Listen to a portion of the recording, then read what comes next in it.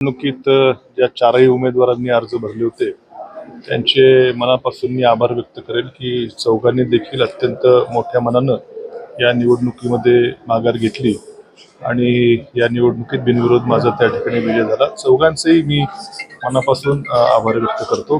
त्याचबरोबर या राज्याचे मुख्यमंत्री देवेंद्रजी फडणवीस साहेब, तसेच प्रांताध्यक्ष प्रदेशाध्यक्ष रवींद्रजी चव्हाण साहेब यांनी अत्यंत विश्वासानं मला या निवडणुकीमध्ये भारतीय जनता पक्षाची उमेदवारी करण्याची संधी दिली। त्यांचंही मी मनापासून त्या ठिकाणी आभार व्यक्त करतो। आणि या निवडणुकीमध्ये या जिल्ह्याचे पालकमंत्री आदरणीय राधाकृष्ण विखे पाटील साहेब, नगर शहराचे आमदार संग्राम भैया जगताप, माजी खासदार सूर्यदादा विखे, तसेच महायुतीचे सर्व आमदार माजी आमदार प्रत्येक तालुक्यातले सर्व नेते मंडळी यांनी देखील त्या ठिकाणी चांगली मोलाची साथ त्या ठिकाणी दिली।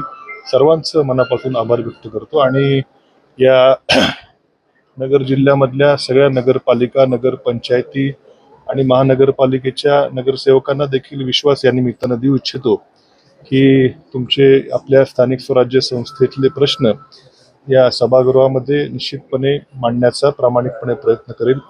मी देखील माझ्या देखील राजकारणाची सुरुवात ही एका नगरपालिकेचा नगराध्यक्ष म्हणून झालेली आहे आणि नगर विकास खात्याचं राज्यमंत्रीपद देखील मी भूषवलेलं आहे। त्यामुळे निश्चितपणे सर्व जे मतदार या निवडणुकीतले होते त्यांच्या प्रश्न विधान परिषदेच्या सभागृहामध्ये सोडवण्यासाठी निश्चितपणे आवाज माझा त्या ठिकाणी सभागृहामध्ये घुमवेल अशी या निमित्ताने सर्व मतदारांना देखील आश्वासित त्या ठिकाणी करतो। सर, आज निवडणूक बिनविरोध झालेली आहे आणि बघायला मिळालेला होता दिवसभर ड्रामा जो आहे तो बघायला मिळाला। कुठल्या मुद्द्यावरती नेमकं माघार घेतली काय?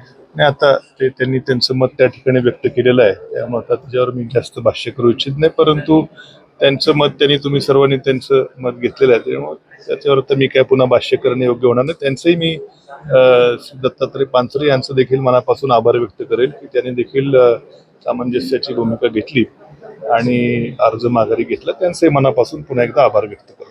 सर, आज दिवसभराच्या नाट्यमय घडामोडीनंतर प्राजक्ताची टवटवीत फुलं आता भाजपाच्या अंगणात फुलली आहे, नेमकं काय सांगाल?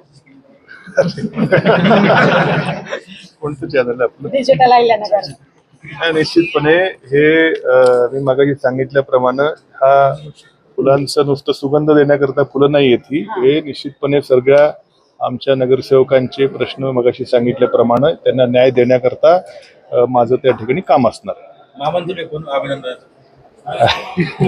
आता मी त्यांना फोन थोड्या वेळाने करेल, त्यांचा काही अजून मला फोन आलेला नाही, मी त्यांना फोन करेल। पवार साहेबांची भेट घ्या ना निश्चितपणे। एबीपी माझा, उघडा डोळे बघा नीट।